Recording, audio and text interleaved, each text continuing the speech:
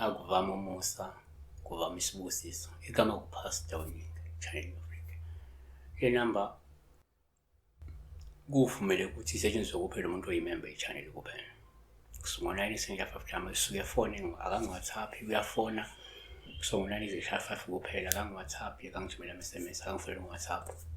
Fona from Monday to Friday. Sunday ngisesontweni ngazakwethu.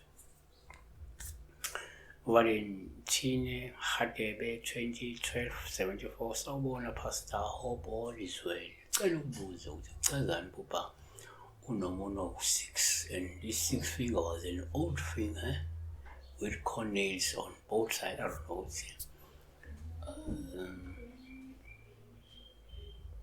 Corners angizazi. So ngikhuluma ngemino 6 because I don't know what is it that is called corners. So lo muntu uneminwe u6. So number 1, ngokujwayelekile uma ngenza uphuphu iminwe, uphawu oluhluma iminingi leminwe iwusikisi. Lokho kusho ukuthi kungenzeka uzothuthuka uphinde ube nemali noma ukhombe ngophakathi futhi awusoze uswele.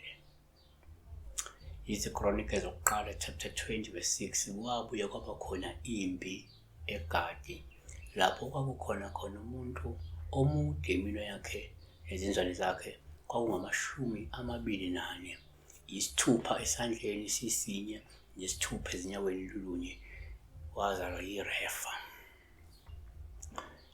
2, kwesinye isikhathi omunye angayibheka kanjena angathi-ke uma uphupha iminwe uphawu oluhluma iwusikisi. Lokhu ngabe kukhona ukuthi kungenzeka uwehlukile ngenxa yokuba nekhono noma-ke nesiphiwo esiqabile sizokwenza ube nodumo uphinde uhlonishwe kakhulu. Samuel wesibili chapter 21 verse 20, kwabuye kwaba khona impi eGadi lapho kwakukhona umuntu omude wayeneminwe eyisithupha esandleni esandleni izinzwane eziyisithupha onyaweni, kwakungamashumi 24 konke.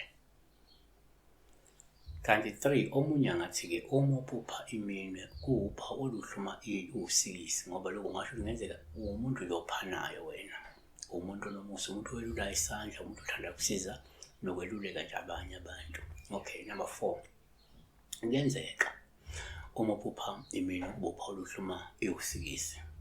Lokho sekukhomba ukuthi kungenzeka uzokuba nomndeni omkhulu noma uzoba ney'ngane ey'ningi. Okay, number 5, ngokwesintu uma ngize uphuphe iminwe kuwuphawu olungaba luhluma uneminwe usikisi, ngoba lokhu ngabe khona ukuthi kungenzeka umuntu owazalwa embethe, umuntu onesiphiwo osiphathisiwe esikhulu.